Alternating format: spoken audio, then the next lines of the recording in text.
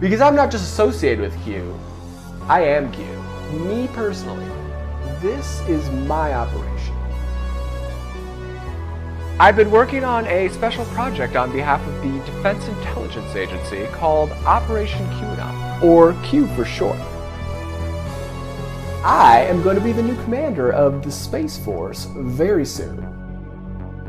The guy posting on the boards and running point on this whole operation is actually me in the future. We have an army of digital soldiers. Digital soldiers. People who believe in the QAnon conspiracy theory. Are so broad and often It is also bizarre. shockingly widespread. It's like an alternative reality game. Online conspiracy theory has found momentum in the real world. QAnon. Using this media group, we will be exposing the CIA and the FBI as the corrupt gangster mafias that they are. G'day, I'm Bradford. And I'm Rob from the Baby Q Plus channel. And we're really looking forward to being on Conscious Vitality. Where we're going to discuss the DIA's ongoing spy operation known as QAnon. And the development that the operation is actually being run by an individual named Austin Steinbart. So we'll see you soon on Conscious Vitality.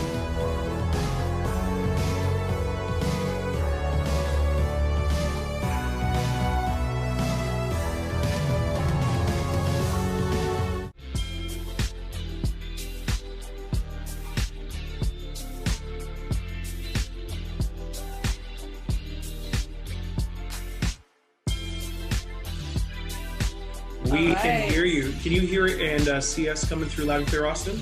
I can. Everybody's looking good. Awesome. Nice.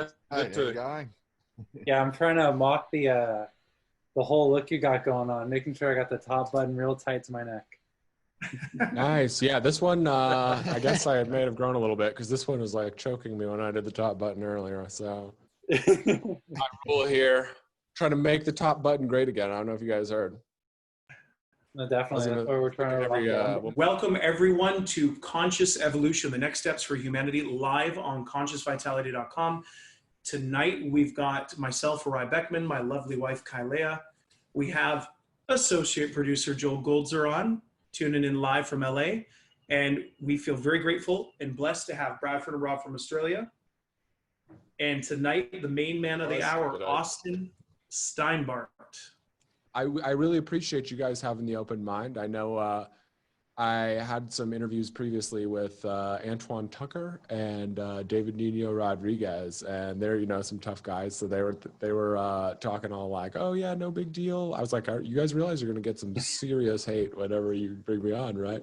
Like, "Oh yeah, no big deal. We just did with it. We get hate all the time." And then it came, and I think they were really shocked with like how vitriolic things got. So. It's been quite a wild ride, but if you're telling the truth, then you can just kind of sit there and take it, and they'll see soon enough. And we encourage them to look into the evidence, but if they don't want to, they can wait till the big finish to find out, and that's okay too.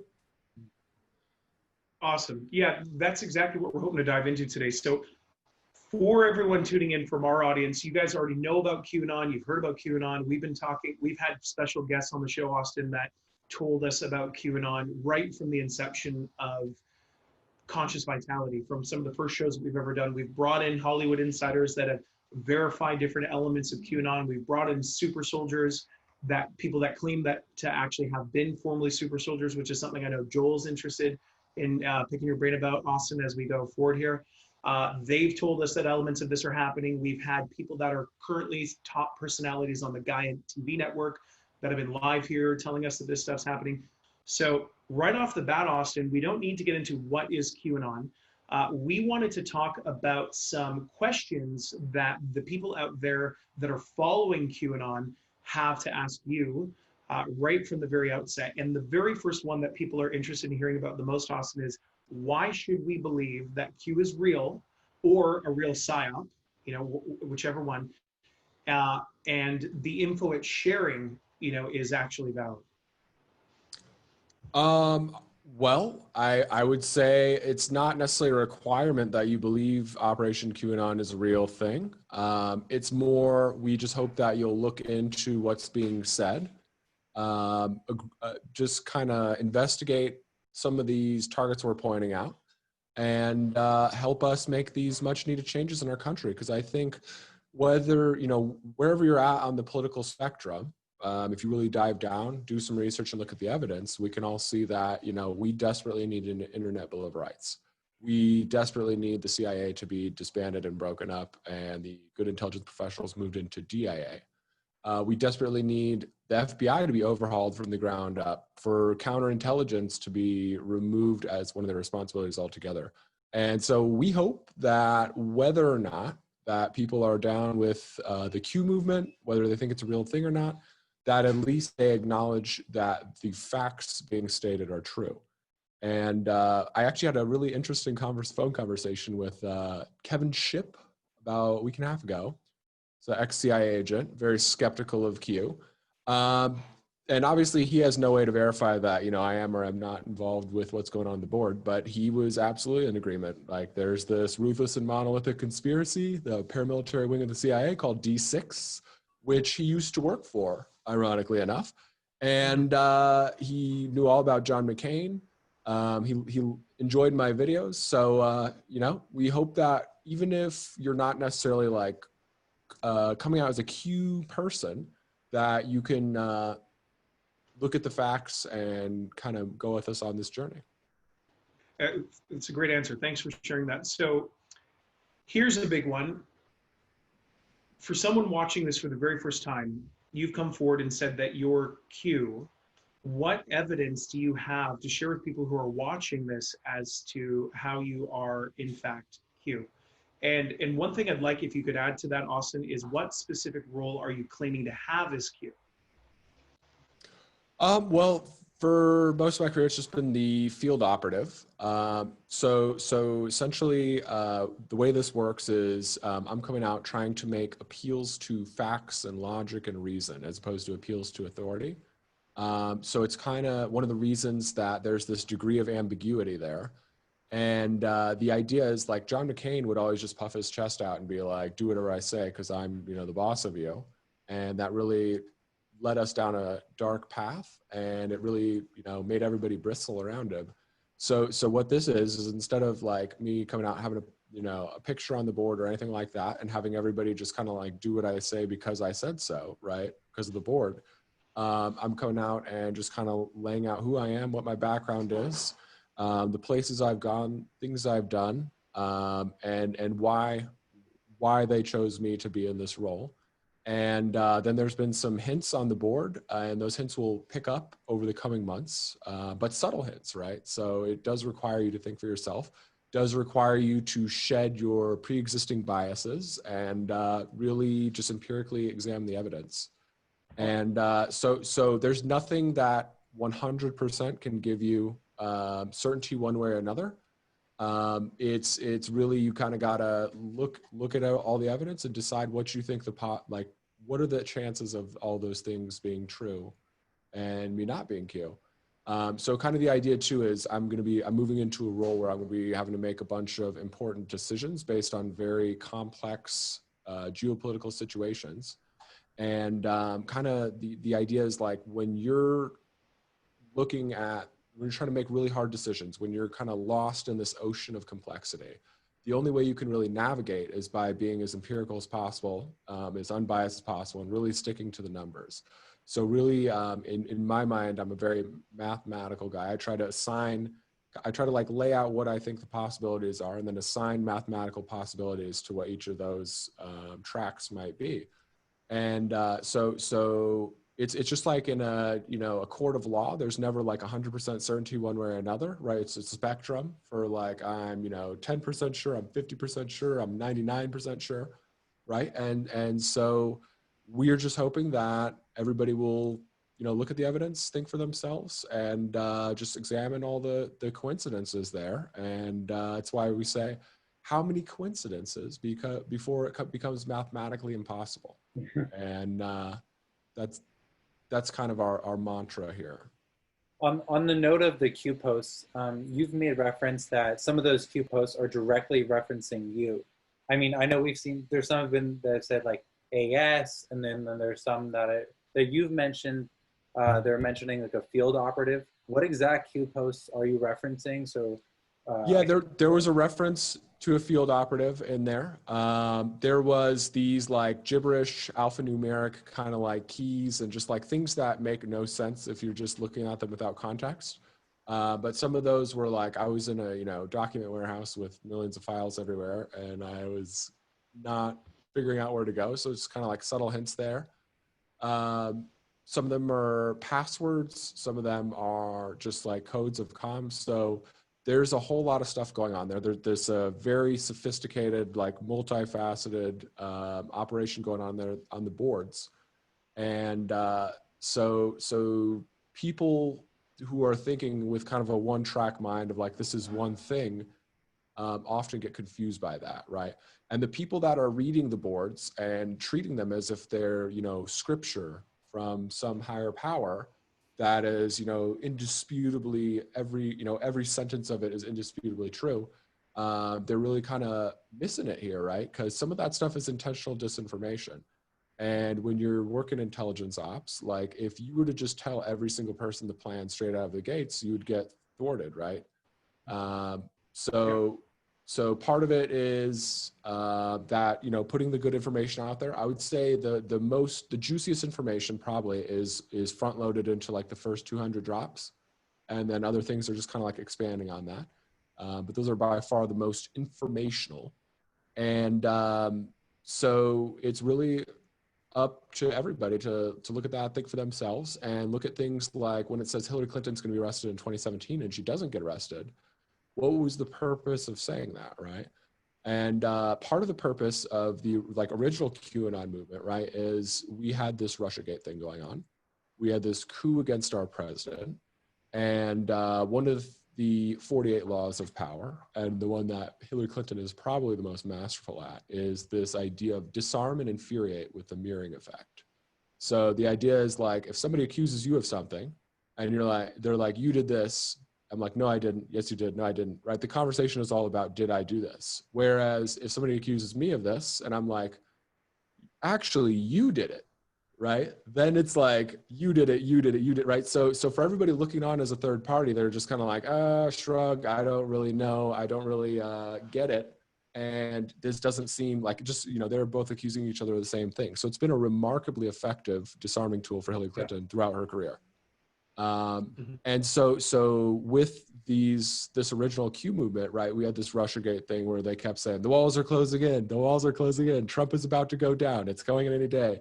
So part of it was creating our own activist online movement that was kind of going in the other direction, right? Like Hillary Clinton, John Brennan, the walls are closing in, right? So that way, the rest of the people out there, they're like, okay, so we have these people saying the walls are closing in that way. We have these people saying the walls are closing in that way. And so kind of like, all right, it negates it a little bit. Because if it's just one-sided, Republicans are terrible at this in the sense of like, they get into you're racist. And they're like, no, we're not, you're racist. And I keep trying to tell them like, you can't, once you are going this back and forth and it's just about you, then you lose the conversation, right? So that's one aspect of it, is kind of like this head fake, this kind of like flex, this kind of like barking. Another aspect of it is, just kind of creating this drip nurture campaign targeted towards a primarily right-leaning audience, one that's normally pretty reverent towards the military and the intelligence community and law enforcement, and just trying to, persuade them 180 degrees in the sense of like, this is out of control. What they're doing is not okay. And kind of like nurturing that over time. So it's a extremely layered sort of an operation. And that's why you just got to think for yourself. And that's why it's frustrating when places like qmap.pub, for example, when they assign headlines, right? Because they don't always understand exactly what's going on there. So when they assign headlines, it's essentially they're doing their interpretation of it. And sometimes they're leading people astray. Sometimes they're making the boards, easily disprovable. So it's all about individual thought, right? So we want every single person to like look at stuff and think for themselves and come to their own conclusion, because then you actually believe what you're saying. Then you have like you guys do, the mental fortitude to stand firm in your convictions and take the heat, because it's like, no, I looked into it. I believe this. He didn't make me. I just, I looked into it. I agree with that. And you're able to, stand a lot more firm than you would be than if I was just telling you that. Yeah, that makes sense. Just mandating a belief on you. It's almost like too, they're preaching a narrative in that they're convincing people of a fake truth and making it reality. It's like they're manifesting a reality out of their lies by convincing people that their lies are true, and then it manifests. Yep. And that was the Russiagate thing. If you notice, they really kind of evolved, right? So they had this insane speculation of like, oh, Trump's a Russian agent. And then they hyperbolized off of that. And they were like, oh, he's, a Manchurian candidate, blah, blah, blah. And then they just got into innuendo of like, oh, he's a fascist, right? So it really like evolves quickly. And then, before you know it, in certain areas of the country, it's just a proven fact that Donald Trump is just as bad as Hitler. And it's like, are you guys serious? Yeah. Do you really think you could stand out there and scream at him like you are? If he was Hitler, do you not think you would die? Right? Like, so they just, they're so beyond the pale that, and it's kind of funny because I don't think they get that they're doing that yet. It's almost like their people are also giving them permission for what they're because they're allowing it. They hear the narrative and they go along with it, and it gives it permission to actually then come and become real. Yeah, and that's one of the things I've been most frustrated with the Republicans on our side about is like, you guys, by pretending, by taking a neutral stance, by being a little coward essentially and saying, let's just see what the FBI comes up with. Oh, I trust the FBI. Oh, let's, we don't know what the evidence is yet. Instead of saying this is a fraud, a racket, and a conspiracy, and every single person who was involved in pushing this should be prosecuted yesterday. Then they leave the door open to it, right? And that's one of the big things I'm trying to explain to people is like, look, this Russiagate coup against our president got started with, we had Republicans controlling the House and Republicans controlling the Senate. The dossier, right? Although it was pushed by the Clinton campaign, it was originally paid for and created by someone John McCain hired, right? John McCain went and hired a foreign spy to make up lies about his primary opponent and to start a counterintelligence investigation into him. So all this like hoopla, this, people on their high horse of like, oh, he doesn't act presidential. He doesn't say the nicest words, or this or that. Like, he needs to have more decorum. It's like, come on, Republicans, is that decorum to start counterintelligence investigations into your primary opponents when you lose to them? No, that is like the most unsportsmanlike conduct imaginable. And for some, people are just so indoctrinated and so in love with John McCain, especially out here in Arizona, that they just like overlook the most egregious misbehavior ever because they just, it's burned into their mind like, oh, he's a war hero and a patriot. So there must have been some good reason he was doing that. And the truth is exactly the opposite, right? The truth is like John McCain was a vicious pedophile, racketeer, and war criminal, and he does not deserve to have a single iota of respect anywhere he goes. And so we're going to be getting the word out there. We're going to be burning his legacy to the ground in Arizona, right? And normally, like, people are like, oh, why would you do that? That seems kind of vindictive. Why don't you just focus on the future?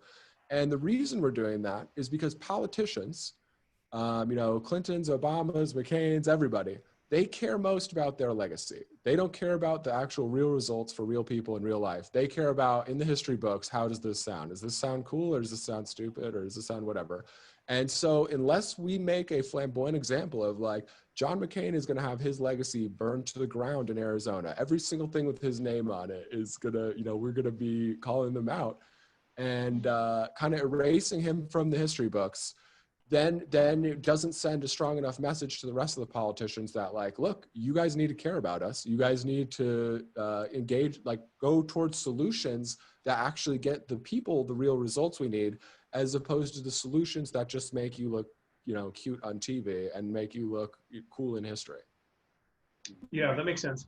One of the last sort of objections, the problems that people have had with your coming forward is not necessarily something that from the videos that I've watched, Austin, that you've said, but I wanted to ask it to you, which is Could you help us really get very clearly specific on what role that you're claiming to have in Q? Because, for those that have been following the Q movement, it's obviously not being run by an individual. It seems like it could very well be a collaborative project amongst multiple departments, maybe even international.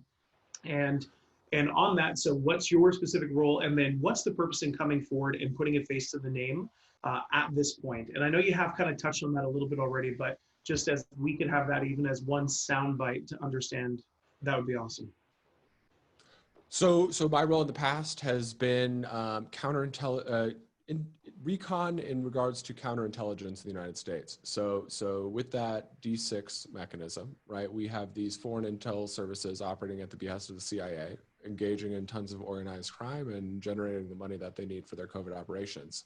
So since those people, and since that executive order deeming those human traffickers threats to our national security, we can run counterintelligence operations against them in the United States, right? So counterintelligence, recon, and I would say a human drip nurture campaign I've been on for the past few years, right? Of talking to people, kind of moving the needle in one direction or another. I know about a year ago, I went around for maybe like 3 or 4 months and I pretended I was running for Congress in Arizona. So I was like meeting with all the top Republican leaders and kind of like showing them the amorphous archive, like, hey, look, wouldn't it be awesome if we threw this out there? Or wouldn't it be awesome if we talked about this? And just going back and forth with some of these people, because some of them still love John McCain, right? Some of these Trump supporting Republicans still don't get like John McCain is the epitome of evil. And we need to get past him quickly, right? Because we don't have credibility. If we're over here, promoting John McCain's legacy and saying we support President Trump, that's like diametrically opposed things. So that was one example out of many, but just trying to get the word out. I did an interview last night with a guy named Pete Santilli and Tyler Nixon, who was Roger Stone's lawyer. And I sent him a copy of the Amorphous Archive probably 2 years ago. So he's kind of been following me. I wasn't doing a whole lot of activity on social media the last 2 years, but he's been kind of like following this for the last 2 years. And so when I did come out, he was, one of the first people to come out here and see me and just know that, oh, this is a real thing. So there's the kind of offline drip nurture campaign was my part of it, field operative, recon. And one of the reasons that I'm coming out now is multifaceted, right? So one of them is just, we want the QAnon movement not to be deemed a terrorist threat or a Russian intelligence operation. One of the opportunistic smears the media likes to level in our direction. But we also want to repackage it and make it digestible to a mainstream audience, right? So a lot of the big Q influencers right now, bless their hearts, they don't really have all the details, right? So if you can't say what intelligence agency is even doing this, like what the point is, who we're going after specifically, and how that's going to work, and what that's going to entail, then most people can't really get on board with you, right? I always chuckle when I hear it, because it's kind of like if they talk to people that are outside the movement, a lot of times they kind of sound like they're playing, what was that game, like Pictionary or charades, where you can't say the word, but you're describing the around it, well, it's kind of like this thing with these guys, and they're going after some bad people, and that's great, and we appreciate their enthusiasm, but that's not a great way to persuade a mainstream audience, right? So there's got it for most people coming into this, they don't want to research, right? And even a lot of people in my family, they're like, oh, I'm not going to read all that. I don't care. Just tell me what the headline is, right? So having our elevator pitch, having tangible details of who is doing this? Why are they doing this? Who's the source? Where does he come from? What's his background? How does he know this? And then what is the off-ramp? So the off-ramp is a key thing for any activist movement. I think a lot of them don't necessarily do a good job at that. So we have this thing that we don't like, and we're protesting against that. But a lot of times they don't do a good job of saying, what do we want, right? How will we solve this? And what does a better future look like? So covering all those bases kind of makes us a more digestible thing to a mainstream audience. And I hope that, whether or not they like me personally, that the other members of the movement will take the information being put forth and use that to bolster their own arguments, right? Because we obviously are trying to attract a sizable contingent of the left to come over here and participate with us. We need them to be able to call a constitutional convention to get things like the Internet Bill of Rights done, to have these sweeping changes to our government, like ending the CIA and overhauling the FBI.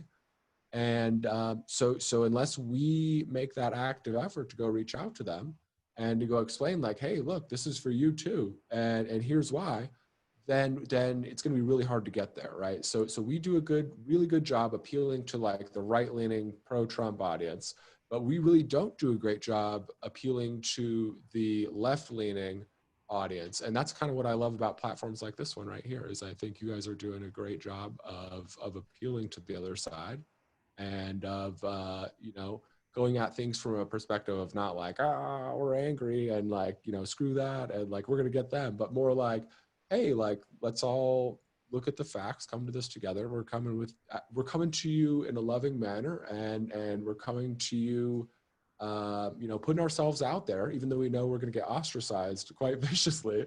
And we care enough about you to sit here and explain it over and over until you get it, right? Because this is, at the end of the day, about hundreds of thousands of children a year being kidnapped, about American citizens being abused and killed, and it's people all over the world even. So the end game is about much more than just us or just any one person or movement. It's about everybody.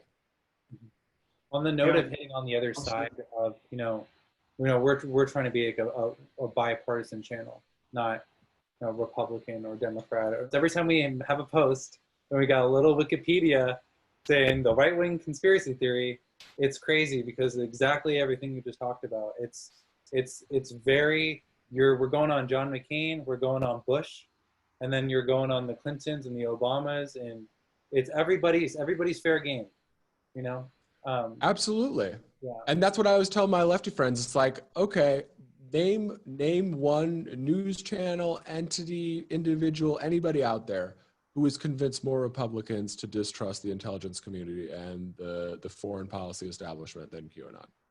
Like nobody, right? Like, so I always tell my lefty friends, I'm like, you guys aren't being such haters, but like, you should love this, right? This operation is going to get more of your wish list done of like, the original lefty wish list of like the original lefty values, back like maybe 20 years ago, not the ones now where, they want to censor everybody and, nobody's allowed to disagree. The original lefty values, Operation QAnon is going to do more to accomplish things that they like and have liked for a long time than all of the politicians that they've been voting for the last 50 years.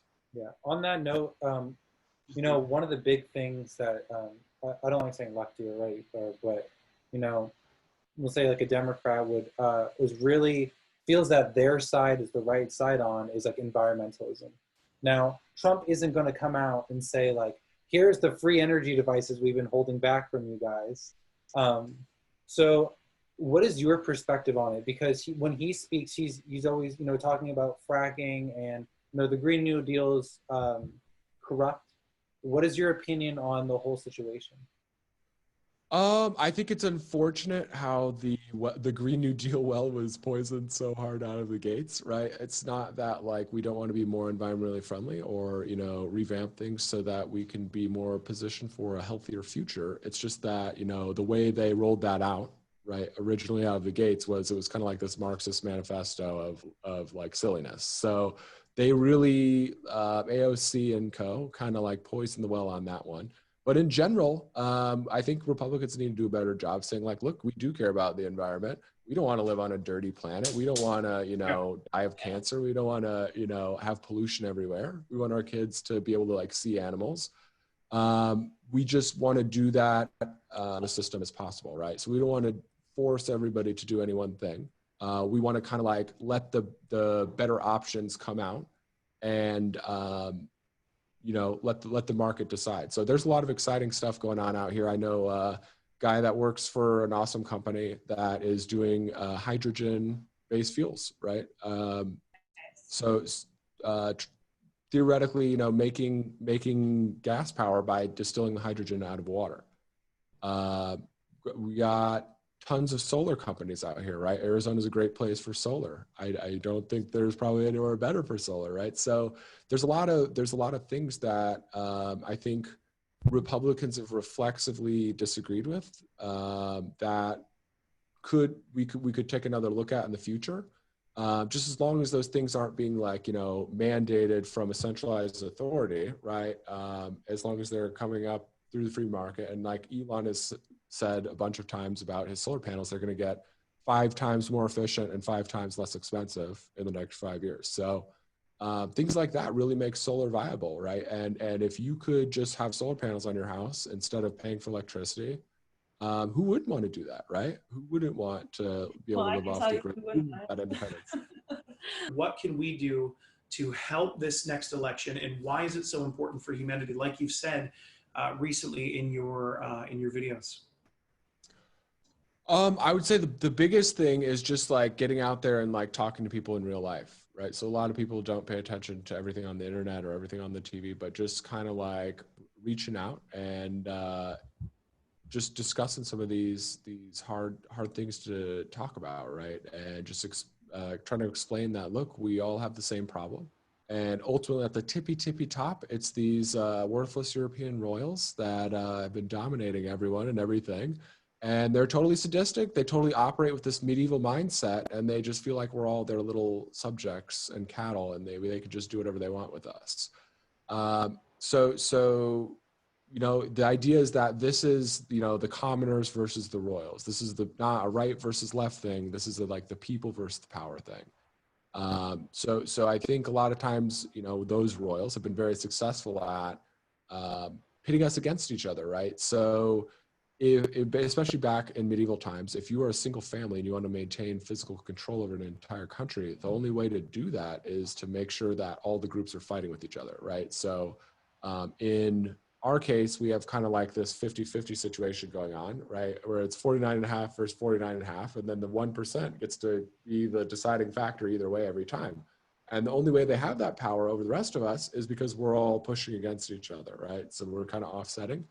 Whereas if we can just help people see that, like, look, we're way more powerful than them if we just stop fighting over dumb stuff. I call them nothing fights. Like, you know, somebody said some word, or, you know, somebody wore some clothing, or, you know, didn't do the right greeting, or, you know, used some pronoun that was wrong. If we can stop fighting about unsubstantial things and start realizing, like, look, we on the main issues, everybody wants to be free. Everybody wants to be able to say whatever they want. Everybody wants to have the opportunity to make the most of their life, you know, the opportunity to, you know, have an education, a good job, to own property, to be able to have kids if they so choose, to be able to retire. We can start seeing that, like, we have a lot more in common than we really think we do. And so just unwinding that, it's really difficult. And a lot of people, you know, especially in the United States, because we don't, you know, pay attention much to stuff outside the United States, most of us at least. And just talking about, like, how do you know that the person who runs the Canadian military is not Trudeau Bird, it's Queen Elizabeth, right? Do you know those Australian spies that were trying to trap Papadopoulos and frame Trump? Those were sent by Queen Elizabeth, right? Just kind of like connecting the dots here. Saying, do you know that Belize and Jamaica, the people who controls their military, their commander-in-chief is Queen Elizabeth? It really paints this clear picture. And then discussing things like the royals that run Belgium, right? They're part of the same family. So they have this really tight grip over the world. They've done a really good job sneaking around.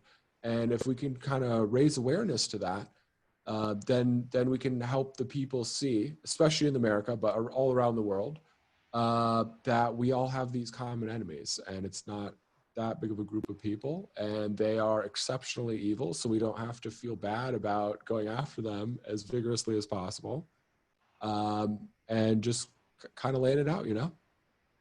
So my question to you is actually about 5G. There's been a lot of negative, you know, press about 5G and how it can affect health negatively. And And I'm a mom and I have kids, and in my mama networks, there are a lot of paranoid moms out there about 5G. And then pretty much as soon as the whole lockdown happened with the coronavirus pandemic, that's my opinion, personal opinion, FYI. They're planting, the 5G towers all over the place. And, is there some sort of, in your opinion, is there some sort of negative smear campaign going on for 5G? Is it actually as bad for you as it's being portrayed? And is it something that, the new internet that you were talking about in your in the internet technology that's going to be launching, is that the type of technology that's going to be incorporated moving forward? Is it something else? Yeah, so 5G isn't great for you. It's got some harmful effects, but for every threat out there, we kind of got to like say how much of a threat is this versus other things, right?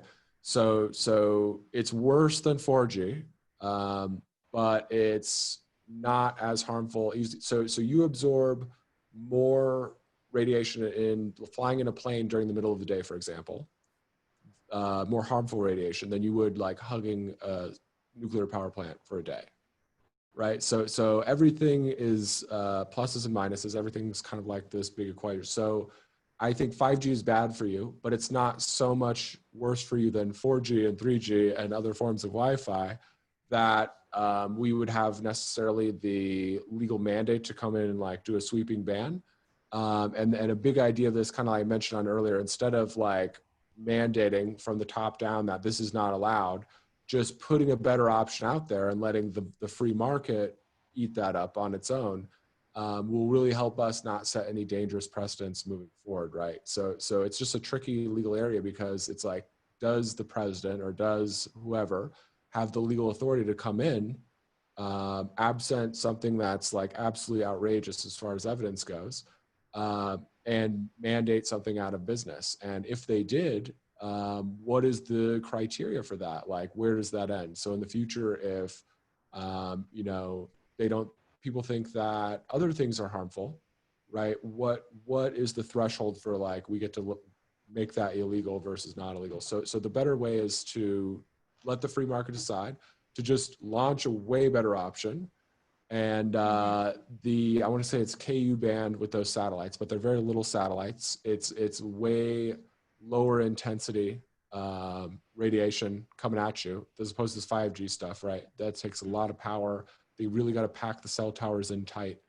And I think, once people experience that difference, it's not, nobody, if there's something way better, it's like if there was, cable modems, you don't want to go back to dial-up. So it's a really fast internet. It's got really low latency. So it's extremely competitive with stuff like fiber, right? Like fiber optic cables.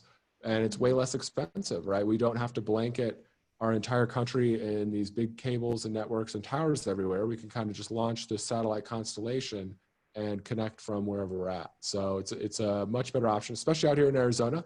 As you can see, we're kind of a mountainous state, and a lot of people have really crappy telecom infrastructure out here.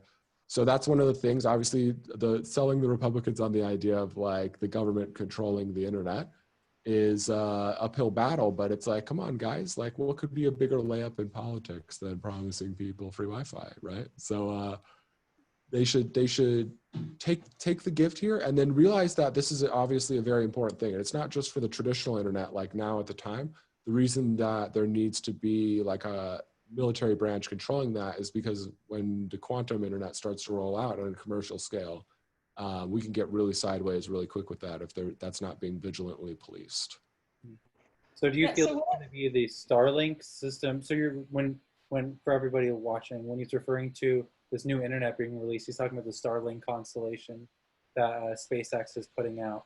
Now, many are probably wondering, why in the world would they put a weird computer guy like me in charge of running a major branch of the military? And the main reason is simple, because Space Force is actually taking over control of the internet and providing free Wi-Fi to everyone via a massive mesh network of satellites. Pretty exciting, right? And the best part is that many of those satellites have already been launched, because the Space Force already exists. It's just been hiding out in one of our top defense contractors. Can you guess which one?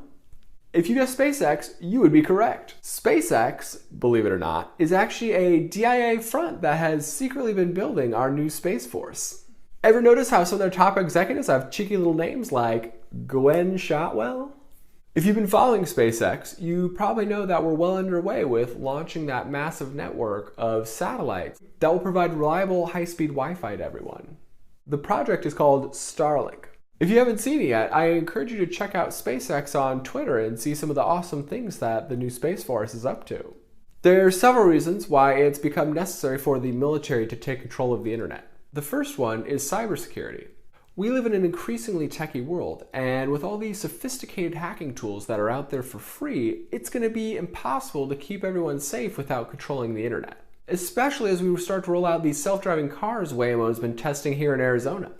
Don't know about you guys, but I am definitely not trying to get killed by a hacked self-driving car. The second reason the military needs to control the internet is power. Right now, it's impossible for our government to regulate big tech because big tech controls the internet and all of our access to information. So there's really nothing our government can do to stop them, even if they wanted to. The tech monopolies also have more money than God, meaning that they have the best lawyers and lobbyists money can buy on their payroll in every single country.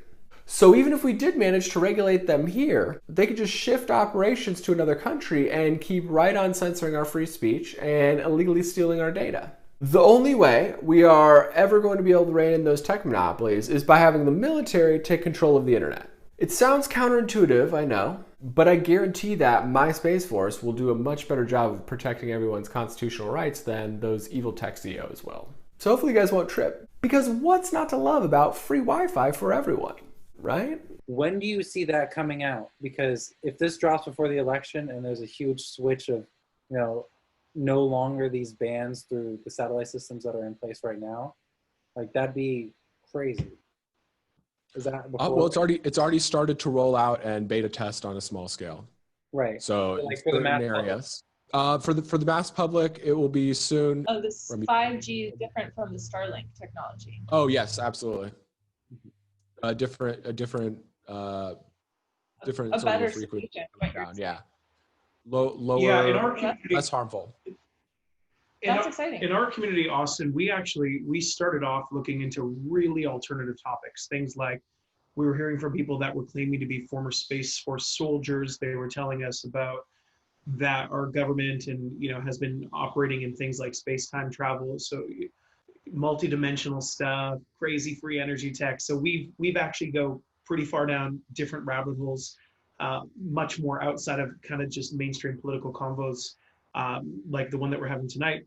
Well, I love members to hear. Members. I'm sure you'd love to join. We'd love to have you on one. I know Joel would love to have you on one with this one guy we've got that's currently talking with us and get your perspective. Our audience is obviously really hopeful that technologies developed by people like Nikola Tesla, perhaps some way in which to transmit energy in a way that was more homeostatic with our body versus something that would be causing harm to our body, would be a coming reality in the hopefully not too distant future. Can you comment on that? Are there any sort of, hey, this is finally resonant with the physical human body tech that's coming out, and might some elements like that be contained in Starlink? Can't comment on Starlink specifically at the moment in that regard. But I can say that there's absolutely a bunch of fun power, like energy technologies that have been aggressively suppressed, not necessarily by like oil companies or vicious corporations themselves, more by like intelligence agencies that want to preserve the status quo, because the status quo is where their power lies. So in some other videos, I won't get too into it right now. The reason that oil has been such a formidable, like the reason it's been stuck staying around for so long is because it's intertwined with currency, and then it's the oil currency dynamic is a gigantic power mechanism for the United States and for the UK, right? That's how we exercise power over the rest of the world. So it's not necessarily the oil companies themselves that have been so good at like fighting off competitors. It's more that like intel agencies don't want things to progress because they want to be able to have that leverage over people.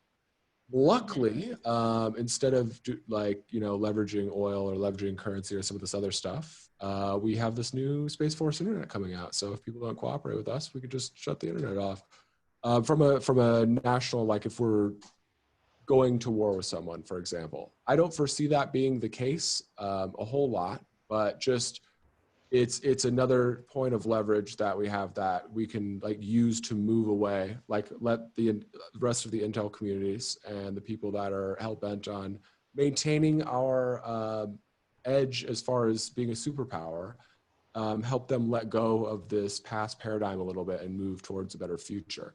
And as soon as we have these intelligence agencies not viciously attacking us or viciously sabotaging new developments anymore, then new things can emerge, like this water-powered car stuff, like this wireless energy transmission technology, like this quantum internet, right? So lots of fun stuff. Can I ask you about the quantum internet? I want to hear, because you said you had experience with this.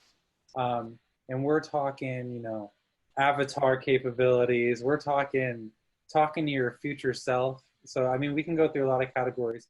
The quantum internet, which we will be rolling out over the next decade or so, is hands down the most mind-bending technology I have ever worked with. Its capabilities don't even seem like they should be real.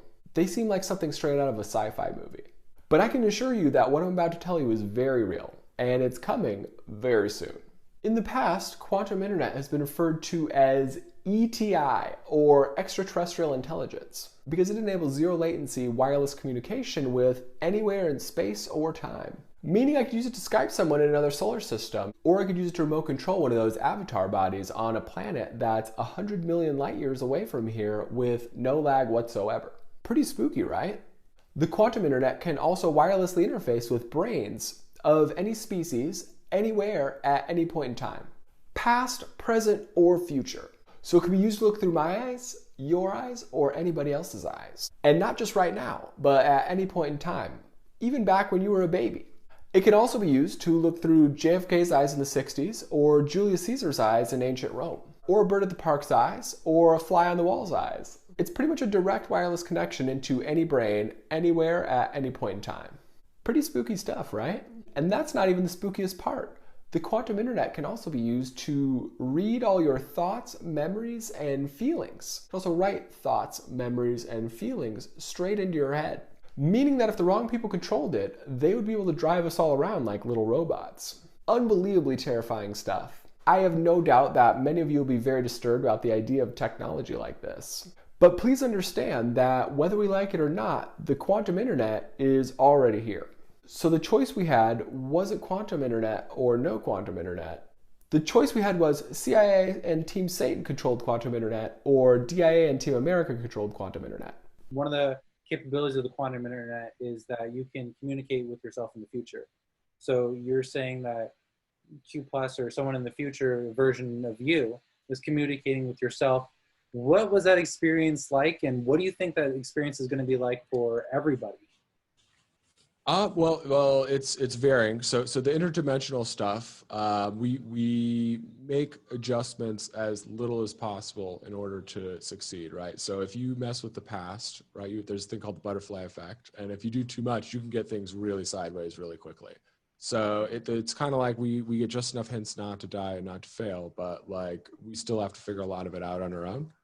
The interdimensional stuff likely moving forward is going to be highly under wraps by the military, because it's one of those things where if just, we gave that out to everybody and somebody goes and, screw something up in the past, now like all of us might disappear in the future. So it's a pretty wild technology in that regard. The other thing is that it can interface wirelessly with your brain.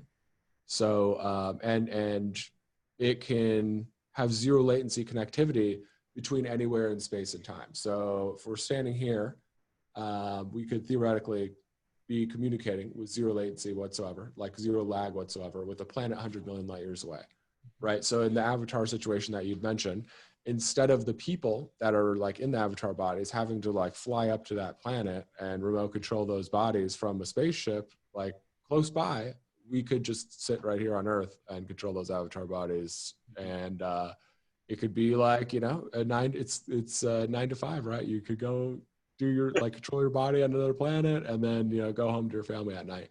And the reason that's a more ideal option is because, like, if you've seen Interstellar, right, with, I want to say Matthew McConaughey, correct me if I'm wrong, but so since gravity controls time, he goes to this huge planet, right, much bigger than the Earth, and he's there for like 3 days, and he comes back, it's like 30 years later.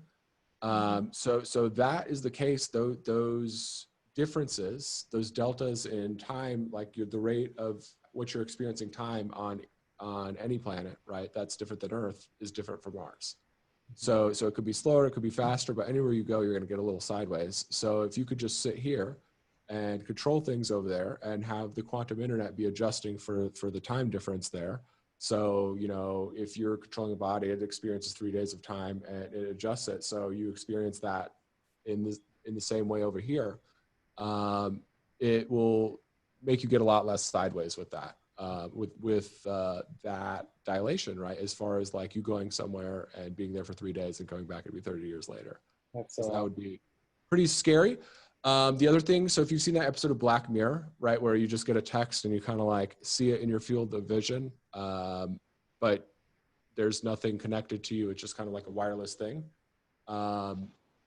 That's a possibility.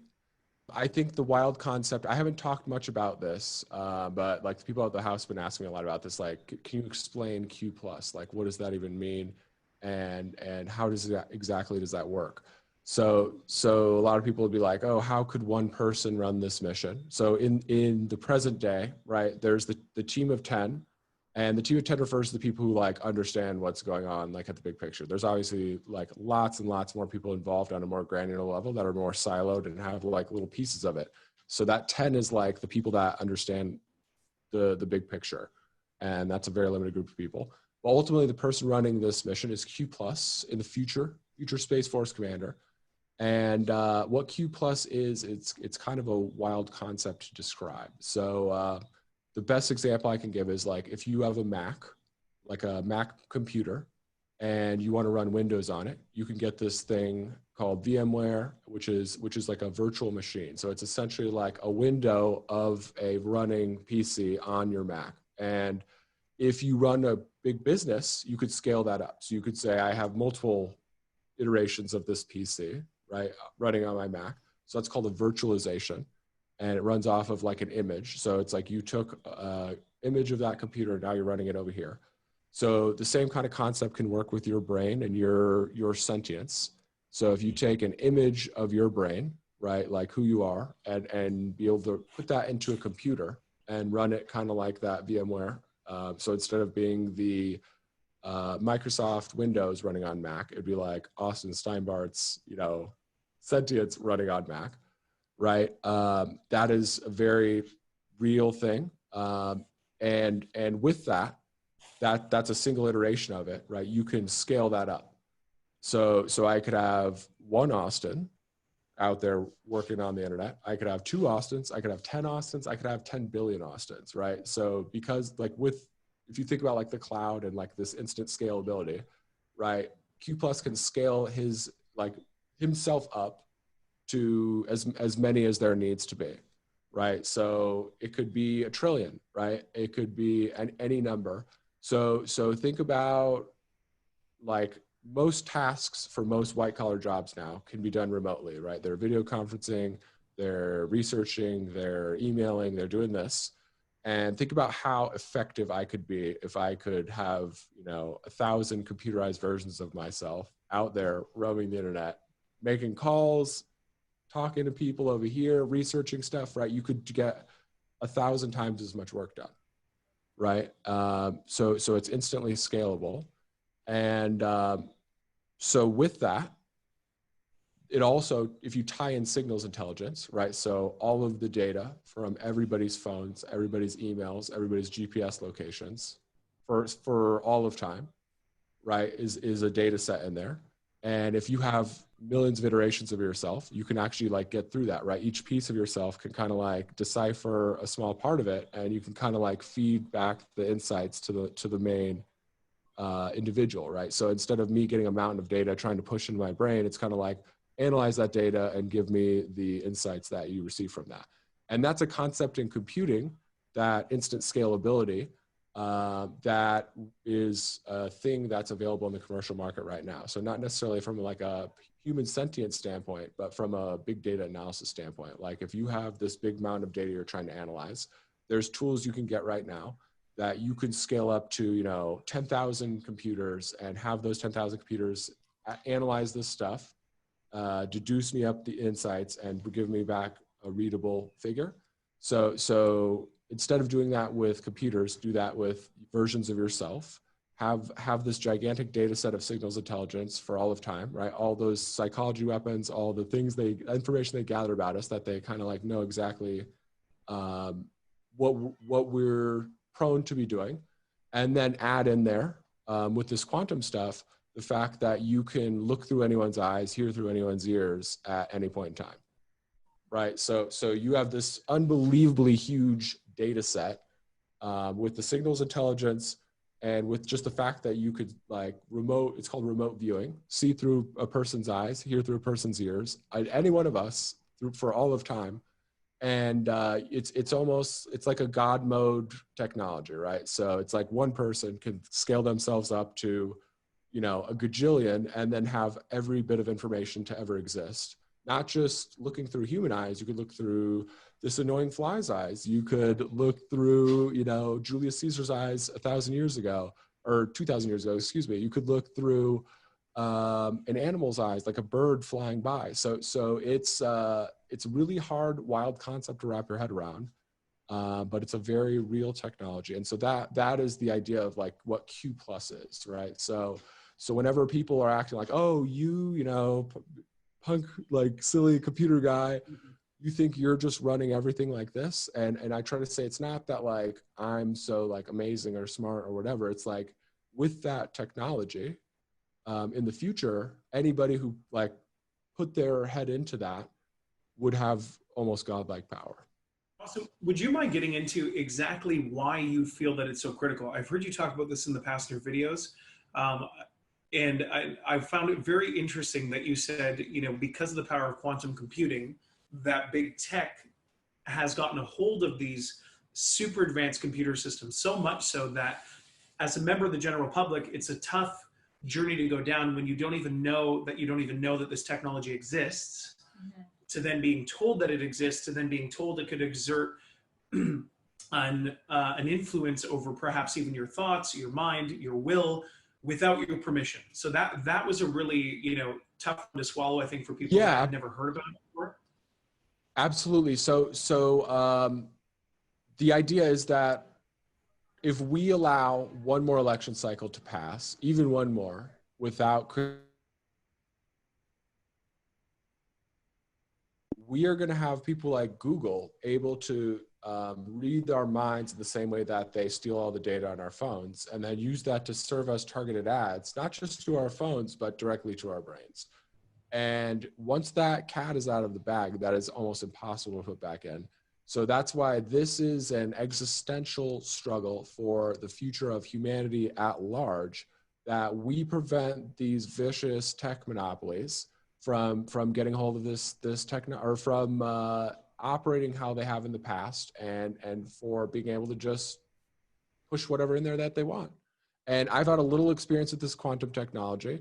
It's not super overt as far as stuff I've experienced. It's more like you just kind of have these thoughts that if you like are conscious of it, you realize like that is not something that I naturally dreamed up. That's something that's being put in there by some external source. And so that's only going to ramp up, right? If you look at the company Nissan, right, the car, they have a $30,000 car, right? So a relatively like middle priced car that they have a band they could put on your head and you can drive the car with just your mind. And that's consumer grade, like Nissan thing for $30,000. It's not like a bajillion-dollar military project. It's like something pretty mainstream. So if you think that, the military and the tech companies don't have this other stuff that can directly interface to your brain, you just gotta look into it, because like it's really scary. It's the idea that they could read your memories, right? Right now they read your call logs and your text messages and your GPS data. What if they could read your memories? What if they could know like your actual like deepest, darkest secrets? And what if they could use that to manipulate you? And then even going a step further than that, what if they could just log in and drive you like a little robot, right? And it's not just from the perspective of us in the United States. What if the Chinese Communist Party decides tomorrow that, we're going to have 100 million man army and just drive them on this kamikaze mission into the United States like little robots using this quantum internet? So just the Pandora's box that opens of all the scary possibilities, it just necessitates that like this cannot go a single another election cycle without us doing something about it. And we have to be loud enough and aggressive enough with especially the Republicans to make them understand that like we will not have free will if we do not get this done in the next 2 years. We will. That will be a thing of the past. The powers that be will have consolidated all power on earth if we let this go. And so if we just have a federal law enforcement agency, a premier federal law enforcement agency that's not like the FBI, that's not fundamentally structurally corrupt. And that's what I say to people. They're like, oh, well, most people at the FBI are good. It's just a few bad apples. It's like, no, there are a lot of good people at the FBI, but the FBI is a fundamentally corrupt organization that is a threat to our national security for every second that it exists. So if we just have, law enforcement that actually cares about protecting us and isn't, operating at the behest of these intelligence services, then we can really weed out a lot of this other kind of sadistic corruption elsewhere, right? In big pharma, in oil, in banking, in media, right? It won't be as those down the line threats won't be the formidable things that they are without these official protections.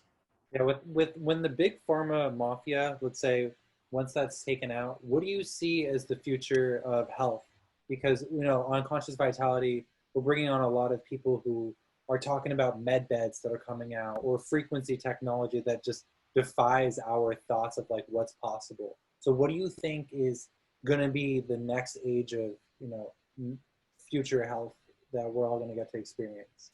I think the thing that I'm the most excited about is this thing called RNA editing. So RNA is a amino acid that runs in tandem to your DNA, and it's the mechanism that states like this. So you have your big DNA sequence, and it states like this is on, this is off, this is on. So it operates kind of like a light switch. And for each individual trait, right? And that's actually what facilitates evolution, is not that your DNA changes so dramatically over the course of one lifespan to another. It's that environmental factors can switch things on and off in your RNA, which changes your DNA as a result. So if we can edit RNA, then we can be turning things like, bad diseases on and off, right? We could say, okay, you got this terrible kind of such and such cancer. Let's, identify where that's at and let's just switch that off real quick. So it's essentially like this cure everything sort of a solution. And the only thing stopping us from being at that point right now is the fact that we haven't even sequenced the whole human genome. Right. So if you look, there's these universal like DNA databases of like, this is everything we know about what these, on what we know about how the DNA works right now. So, okay, on chromosome 21, sequence like 500, strand 3000, there's these A, G, C's, and T's, and they control this, your eye color, or this aspect of your personality, or this aspect of your, health predisposition. So we have about, I would say like 20, probably like 30 to 35% of that mapped out at the moment. Right. And everything else is just kind of like we're grasping at straws. So the best way to deal with that would be to have as much DNA data as possible. And obviously one of the things inhibiting that is the fact that a bunch of vicious robber barons control the DNA sequencing companies and people don't trust it, right? So that's another thing we can put in the Internet Bill of Rights of like, this is your data and you own it and you have the right to revoke it at any time. They don't have the right to sell it. And just kind of like make people trust that more. And if you want to be a part of studies, you could volunteer for that. But having people get their DNA sequenced will dramatically bring down the cost of healthcare, right? Because if you think about right now, all right, I feel sick. I'm going to go to this doctor. He's going to guess and check, and maybe that works, maybe that doesn't. And you could end up going to like 25 different doctors that guess and check because they're really just like shooting in the dark a lot of times. And a lot of times you don't always know how to describe your symptoms the best way, or they don't have the best test for the job. So what DNA sequencing does is it dramatically, even right now, it dramatically reduces the time for diagnosis. So it says like, okay, well, we're not quite sure what's wrong, but we are sure that like it's in this ballpark of like 5 or 6 diseases, right out of the gates. So that way you don't have to go through all of these extra treatments. You don't have to go through all this extra jumping through hoops to figure out what's wrong with you. And so that right out of the gate saves a lot of time and money. The other thing is, as we're trying to build this database to understand what each individual disease does, so an example would be my cousin had this very aggressive form of cancer called von Hippolitis. And it's kind of one of these like tumors grow all over you all the time. And we were trying to set him up with a nonprofit that reaches out to all the other people in the world with that disease and gets them to get their DNA sequenced. And that way, we could take that gigantic pool of data, like the more we have, the easier it is, put that together and say, okay, we're crossing off everything, like all that 35% of the existing sequence DNA that we know what that is and we know it's not this, we could just rule that out right away. And then now we're taking this big data set and we're cross-referencing it against each other. And we're gonna essentially find this needle in a haystack of like, what do all these people with this crazy disease have in common? Like, where is that? What is that sequence? Like and then you could just turn it off with that RNA sequencing or the RNA editing stuff. So it's a pretty astounding concept. It's and the RNA thing too. It's not just about diseases, right? So if you have a disability or a bunch of other stuff that's controlled by DNA, that can be helped as well. If you have a personality disorder that's DNA based, like that can help that as well. So it's a lot of exciting possibilities with that RNA editing stuff and with that big data's of the DNA. And with quantum computers, you can find those needles in a haystack way quicker. Right, you can get there way faster than you could with traditional computing. So that's another exciting part about this whole quantum thing is we can really knock a lot of that out in the very near future, and dramatically change the game from a health paradigm, right? Because medicine now is more geared towards like how do we treat this disease, not how do we like cure you or like solve this problem. It's like how do we get you on a track of like we're just going to kind of keep milking you over time. Whereas this RNA situation, it could be like, how do we end this right now forever? So very exciting possibilities there. Obviously, it'd be good in America if we would eat right as well. So maybe just like talking about what's in the food, talking about why it's important. I mean, I grew up a very like conservative, hardcore Republican household, and we were very I guess against the idea of like who cares about that? And the more you look into it, the more you realize like everything has some effect or another, right? So even if it's a little effect over time, that builds up to be a big thing. Talking about how sugar, it's not, when people say sugar is bad for you, people kind of like roll their eyes like, oh, whatever. So the way I try to talk about sugar is like, if you were to take sugar and pour that in a gas tank of a car, that car would be disabled, right? Like you would not be able to drive that car anymore. So when you take sugar and you put it in your body, especially from your brain and your nervous system standpoint, salt is an electrolyte. Sugar is the opposite of that, and so it essentially reduces the electrical conductivity in your brain, and in your nervous system, and it legitimately like degrades you over time eating tons and tons of sugar. What kind of stance do you see? Like, I mean, when people are trying to, you know, people are trying, like, let's say, like, vote Trump, because you're really like you're coming out and kind of saying like that's a part of what you stand for and what your movement is, because you believe he's the catalyst of a lot of these different this different stuff. So with regards to, you know, clean food, you know, GMOs, he doesn't. I mean, I personally haven't heard him talk much about it. Where do you feel like his stance is? And because I know like Bill Gates has got his funding in Monsanto. So where do you see this whole like GMO aspect going with the Trump administration? I think it's one of those things we just gotta like, so some GMOs are extremely harmful. Some not so much, right? So if we have this DNA data and RNA data, and we could actually like physically see exactly what's happening when you take that stuff, then we can have a much more better idea of like what are we dealing with here, and then we can also have a much stronger case for like, this is harmful, you need to ban this, right? This GMO affects this strand in your DNA in this way. And so that's why, you know, so it's just a much more empirical case than kind of what a lot of the stuff I see right now. Yeah, and not, do you believe in science? Do you not believe in science? Like, but that's, you're throwing out science for the people who are saying one side and people who are saying the same thing. So this sounds like a better, like, you know, this is our level point. Is that what you're kind of saying? Yeah, no. So just it's about like getting that awareness there. And as far as the Trump thing, I think Trump has in a lot of times had to pander to more kind of like this neocon constituency, because the left has been so like, he's been so radioactive with the left. And I think in a lot of cases, maybe he doesn't necessarily always want to do that, especially with like the war stuff. But like he has no choice, right? He has to maintain that power. So somebody like Hillary Clinton or Joe Biden doesn't just give the quantum internet to whoever and, you know, plunge us into chaos. So it's this careful dance we've had to do. And that's a big part of what I'm doing here, is going and saying to the lefties like, hey, look at what we're doing here. A lot of these big picture themes of the QAnon movement are things that you can get on board with. And if you guys come with us and you give him this political support to like move away from those neocons, then he'll be able to do that, right?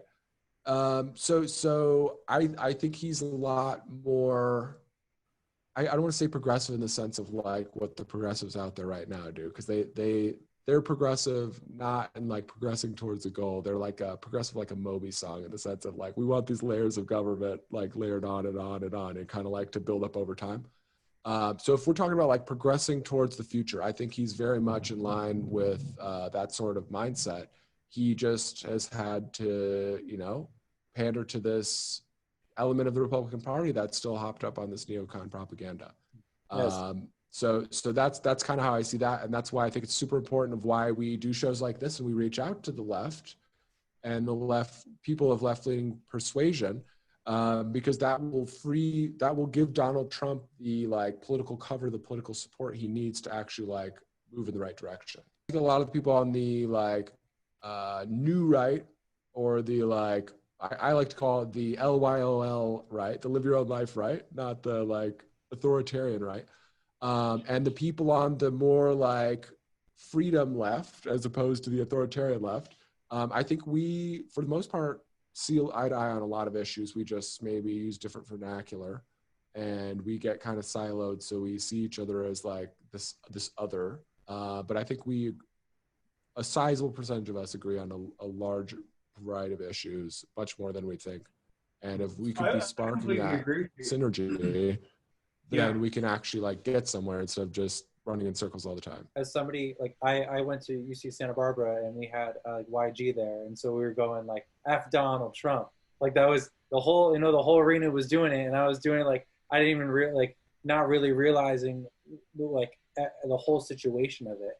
And then now, you know, you're pretty much pitching that, you know, Donald Trump, it was pandering to the Republican Party in different ways, while like as somebody who's learning about QAnon, realizing he's not like there's this hidden layer where he's not trying to be a Republican or trying to be Democrat. And you're kind of seeing him like, it's Trump speak. It's like this whole other language where you're trying to identify.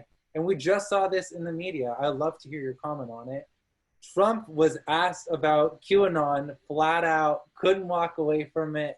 During the pandemic, the QAnon movement appears to be gaining a lot of followers. Can you talk about what you think about that and what you have to say to people who are following this movement right now? Well, I don't know much about the movement other than I understand they like me very much, which I appreciate. But I don't know much about the movement.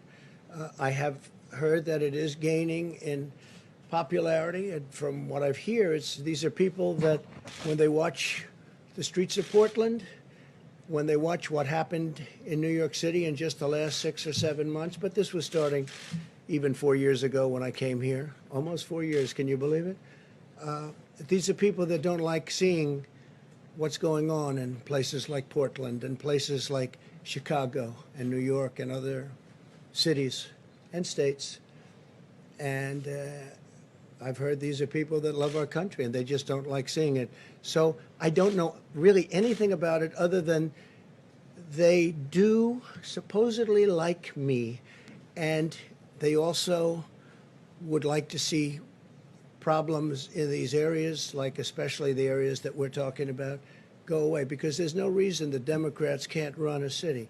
And if they can't, we will send in all of the federal, whether it's troops or law enforcement, whatever they'd like, we'll send them in, we'll straighten out their problem in 24 hours or less, okay? Well, just real quick, at the crux of the theory is this belief that you are secretly saving the world from this satanic cult of pedophiles and cannibals. Does that sound like something you are behind? Well, I haven't heard that, but is that supposed to be a bad thing or a good thing? I mean, you know, if I can help save the world from problems, I'm willing to do it. I'm willing to put myself out there.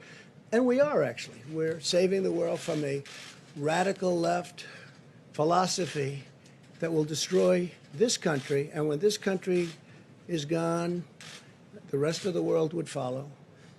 The rest of the world would follow. That's the importance of this country. And what do you think about the comment? I think it's hilarious because he's kind of dancing on this line right now, right? He can't like confirm like, oh yeah, I got intelligence agencies like talking out my opponents right here because they're enemy foreign combatants, like they're controlled by these evil, vicious intelligence agencies. So like it's kind of got to be more of a like he gives these little subtle hints.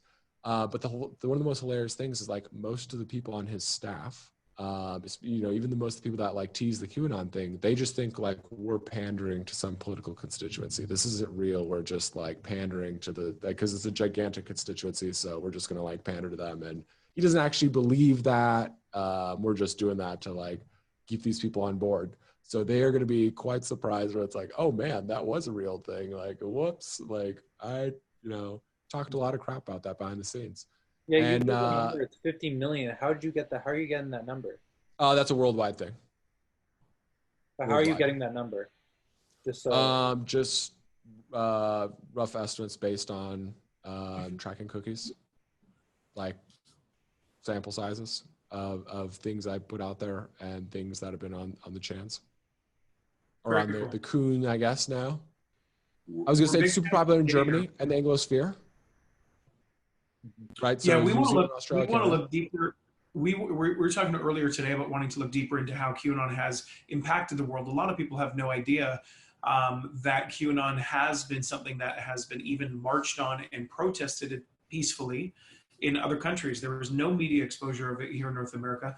I wanted to get back to Trump's statement, though, because, Austin, I think there's one super important thing that if you're open to talking about it, you know, Kylie and I have 2 young kids, right? 2 beautiful little girls we love very, very dearly.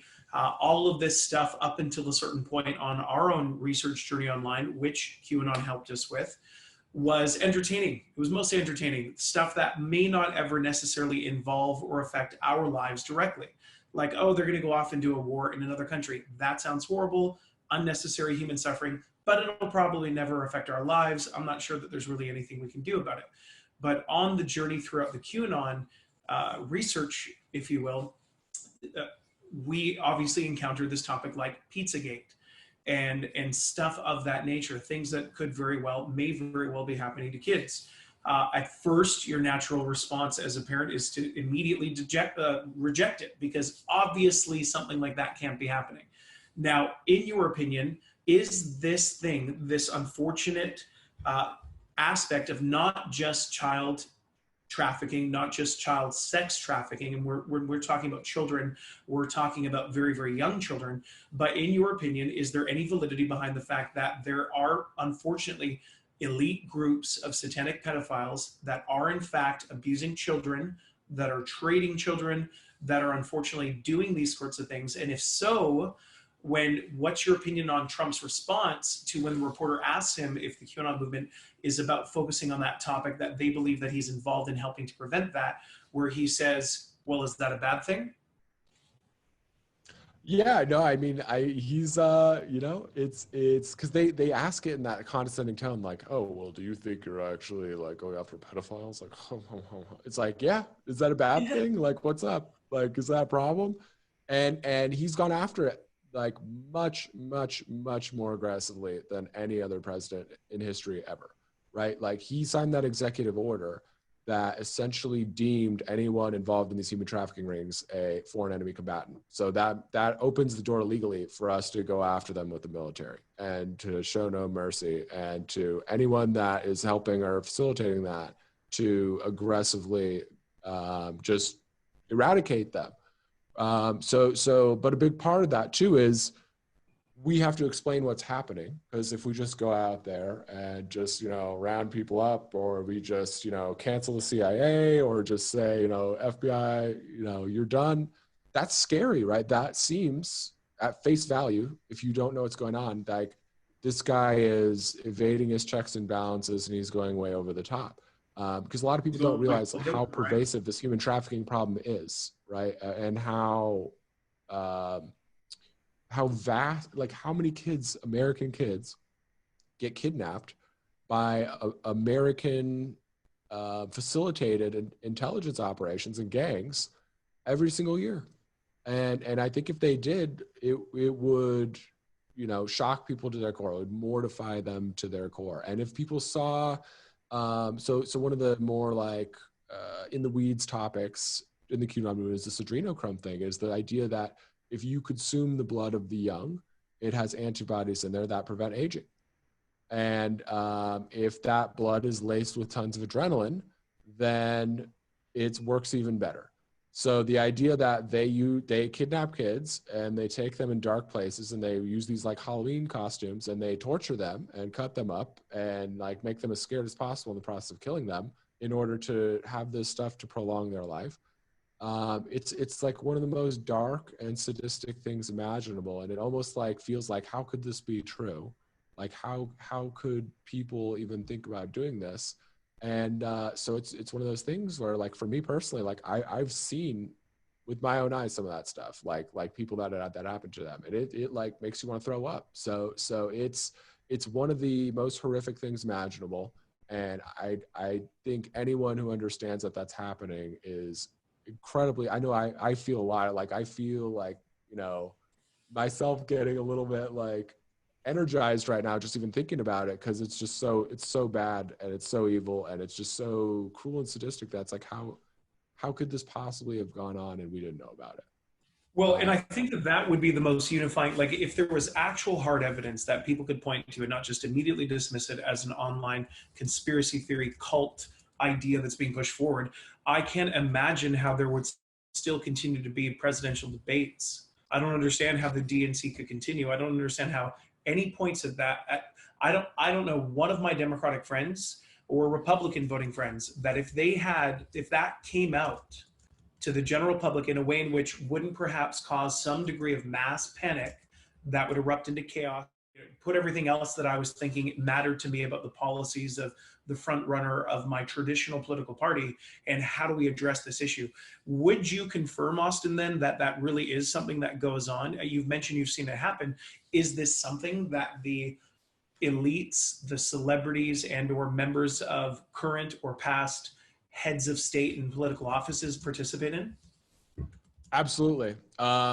So there's two parts of it, right? One is like people, so it works kind of like any other black market, right? They have like producers in certain areas, and then they have people that just buy something that they're just like thinking like, oh, well, I didn't make it, so like whatever, I'll just buy it. I have money.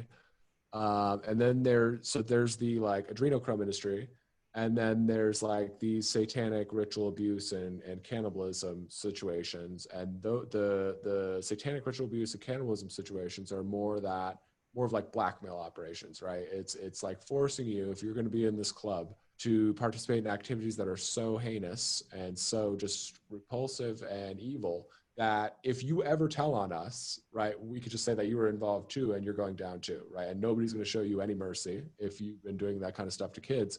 So it's really a good way, and has been since, you know, for thousands of years, a good way to keep people from telling on you, right? And from breaking their loyalty to the club, is just force them to do these unbelievably sadistic things.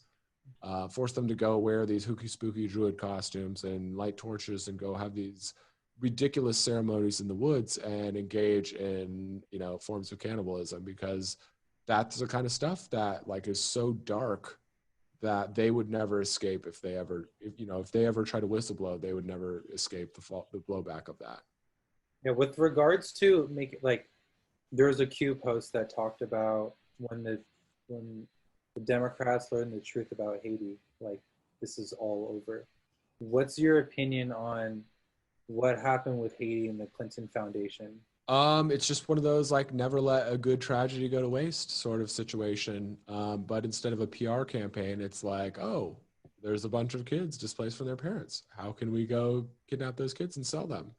Oh, they have a bunch of natural resources that a bunch of their facilities that they use to extract those natural resources are now destroyed. So let's sell the oil off to the Saudis or to whoever's the highest bidder, right? So they go into a country, they take that country at its weakest point, right? A country that already struggles as it is in good times, like Haiti, one of the poorest, most economically deprived countries on earth. And then they just kind of like pour salt in the wound. They just chop it up. They sell off the resources. Then they do it all under this guise of altruism. Like, oh, we're so good. We're going in there. We're helping all these people. And the opposite is true. We're going in there. We're targeting children. We're targeting their natural resources. And we're just acting like marauding gangsters, right? Like it's terrible. And even probably worse than that. Yeah. On that note of, like, for people who remember the Trump speak, Trump called Haiti a shithole. Excuse my language, but that, yeah. So that was one of the things. Used to be a Trump speak for. There were some really poorly handled situations in Haiti, and it maybe wouldn't be like that. Yeah, you can elaborate. So I actually apologize to everyone. I think he was just saying something that he had heard me say at the time, which was, I said it was a shit show, right? Not a shit hole. And so the shit show is like refers to the government, like pure chaos, corrupt at every level. So it's like, even if I bribe the president, right, $100 million, there's no guarantee I'll actually even get my way, because there's so many other people down the chain being bribed in every direction that you never know it's going to happen. So I know that was when that comment had come out, I had said something to the effect of like it was a total shit show earlier that day. So I can't say for sure. I think that was like reported by the Democrats that he said shithole, but I would contend, I'm pretty sure he said shit show, and it was based on something he had heard me say earlier that day. So you claim it was from you, like that's where I'm not 100% sure, but I'm like 90% sure he had heard me say that earlier that day. On that note, are you claiming that was that in person, or was he watching a video of yours, or? Can't confirm or deny any comms, meetings, interactions, anything like that with any other members of the team besides Q+. And even in Q+, we got to be pretty secretive about that still. But at some point, we'll sit down and talk about this a lot more, like after this is all over. On the Haiti topic, Joel, to your point, when I was still coming in, Austin, in the United States, sincerely grateful to live there legally. My wife and I live there legally. We're Canadians. We're immigrants. Yeah, American lovers. We love America. And so when we were watching Donald Trump on big screen during his election, his presidential election campaign, we're here from Canada. We would have been what would be called Democrats in Canada. We were voting Liberal at the time. And, you know, into the issues that party was into in Canada. So we were just excited to see a guy running for president. We weren't pre-opinionated. We weren't completely dogmatically shut down to what he was going to say. Just excited to learn about American politics, really. Yeah, we're just totally objective. And just neutral. And we would watch interviews of his on the live. And we're like, wow. And we were like, well, that was actually pretty interesting. You know, how he talked about issues that were relevant. We were living in San Diego at the time, and he talked about the fact that gangs were sending their worst rapists and very bad people into the country. And you're very much aware of it in a border town, if you will. I know in Arizona, there's big deals. You just know about, oh yeah, that's really legit, man. It's real. It comes across the border, goes into places like LA. And I remembered watching him at this, it looked like a non-profit fundraising banquet. They're all wearing tuxedos. Hillary Clinton was there. It looked like some very high-up representatives of the Catholic Church were there, and other people you could tell wearing dignitary-like attire were there. And I remember I heard Trump say something for the first time ever. He said, you know, something along the lines of the old expression, it takes a village. Well, Hillary has literally taken a village. And it seemed like he was referencing Haiti. And this was before I knew anything about QAnon or anything about the reference towards child trafficking and adrenochrome. Everyone knows, of course, Hillary's belief that it takes a village, which only makes sense, after all, in places like Haiti, where she's taken a number of them. And I remember thinking, that sounds like a really weird statement. And you could watch the faces, just completely objectively, of people look horrified as he was saying things. Aghast. Like, they were horrified. Their reaction was like, that shit's real that he just said. Objectively, kind of like Tom Hanks' reaction to Ricky Gervais' Golden Globes, you know, hosting job that he did when he talked about the fact that they were friends with Jeffrey Epstein. That was awesome. And the fact that they were it was epic. The guy clearly doesn't give an F. And I love that guy. he tweeted the other day, hey, thanks for, you know, ignoring my Emmy, but I appreciate the fact my Golden Globes got recognized. And oh, by the way, Hollywood, stop fucking kids. And when someone like him tweets that, and we don't usually use profanity here at Conscious Vitality, but that's what he said, so it's a quote. But when someone, you know, when these kinds of people are leading these things as an objective observer, someone who's not politically motivated, I can't even legally vote in the United States, Republican or Democrat, but as an objective observer, it starts to look like there could be too many coincidences to a point where, at what point is it not true? So we really appreciate you talking on these points. Yeah. Sorry, Austin, I just have a quick question on that. You mentioned the UFO disclosure community. Yeah. There's certainly seemed to be a push even in the fake mainstream media, the Pentagon acknowledging UFOs, and then recently in an interview with Donald Trump Jr. and Donald Trump, he asked him about Roswell and Area 51. Last question. Before you leave office, will you let us know if there's aliens? Because this is the only thing I really want to know. I want to know what's going on. Would you ever open up Roswell and let us know what's really going on there? So many people ask me that question. I know, it sounds almost ridiculous, but it's actually the real question I want to know. It sounds like a cute question, but it's actually, there are millions and millions of people that want to go there, that want to see it. I won't talk to you about what I know about it, but it's very interesting.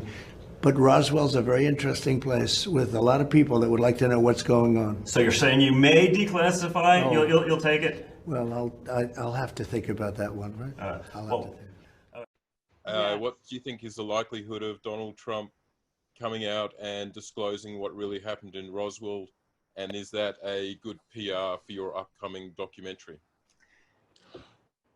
I think that Donald Trump, like myself, he loves to talk, and he's got, you know, he wants to just tell everybody everything that's on his mind. And obviously we got a active situation in progress right here, but I think he would like to be as honest as possible. And so I'm optimistic about that.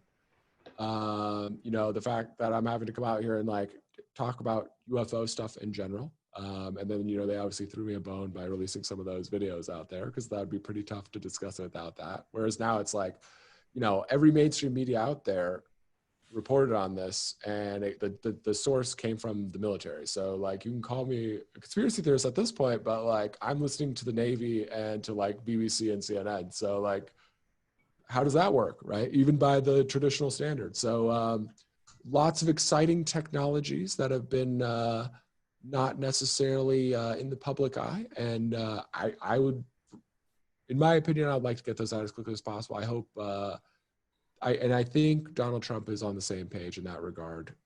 It's just been, we got to get to where we need to be first. And yeah, of well, course, the CI does not want that out at all. So it'll be interesting to understand what's not behind the alien life as well, right? Like the interesting thing, Austin's going to be like, what's behind the alien life form? Is this genuinely something from outer space? Is it multidimensional? We've had people come on the show and share theories that, no, it's actually a more advanced form of the Nazis that didn't win, or rather didn't lose the Second World War. There's a lot of different theories that people have out there. And obviously each has its own respective consequence, depending on which one's true. I think you've actually said that by and large, most of the time, it's actually us from the future, in some sort of advanced. Yeah. So I don't know, especially in that arena. I have a very siloed picture at that stuff, right? Just enough to be able to kind of explain the basics. So I will still be on a path of discovery after this is over in that regard as well. But what I've said in the past is that the life that I am aware of is things that came from here and kind of evolved. So the idea is, if you were to go forward or backwards in time, 1 million years on Earth, everything would look like aliens, right? You wouldn't even need to go to outer space. There'd be aliens everywhere. That also, at some point in the future, can't say exactly when, we will take our first steps out into outer space. And when we do that, right, if you go to a planet that's bigger than this planet, you might need denser bones because the gravity is stronger. Or you might need, if the oxygen levels are different, you might need bigger lungs or various adjustments to your DNA to be able to be optimized for life in that new environment. And so obviously evolution diverges, right? So if you go to this other planet, there's these other conditions, you're essentially starting with the interdimensional stuff. We can essentially communicate with the past, present, or future. So I'm trying not to say more than I'm supposed to, but in my personal experience, the things that I am personally aware of, and again, this could be updated in the future, given new information, we'll see, are pretty much mostly things that have originated on Earth and diverged into separate evolutionary tracks. Very cool. If that makes sense. No, that's right. So again, I could get more information in the future. We could update that opinion. I'm also a person who, I don't know every single answer, and I'm always open to learning more. And that's one of the things that I think, like anybody else out there, it piques my curiosity in an extreme way. And so I look forward to being able to go on that journey of discovery with you guys. I would like to just walk into Roswell, streaming live on YouTube, and just walk around and see what's there. You know what I mean? You're gonna bring us to your. That's what I'm trying to do. Come with you. Yeah, you live gotta come on stream that that one. definitely. Come on, mate. Well, you know who someone. No, you guys can walk into certain places first, and we'll make sure that nothing gets you. I will be the guinea pig. No, Independence Day style, grabs you, puts you against. I'm done. Yeah, we'll avoid the places with hostile aliens currently. Well, thanks for having me tonight, guys. I know we talked your ear off, and I appreciate everyone out there listening and asking good questions. And we'll definitely have to come back sometime in the near future and do this again. And thanks for keeping an open mind as we go forward on this journey of conscious evolution, the next steps for humanity. You saw it here first live, consciousvitality.com. Be well, peace, love, and harmony to all. Thank you, Austin. Thank you. See you guys. Bye, Have a guys. great night. Have a good night.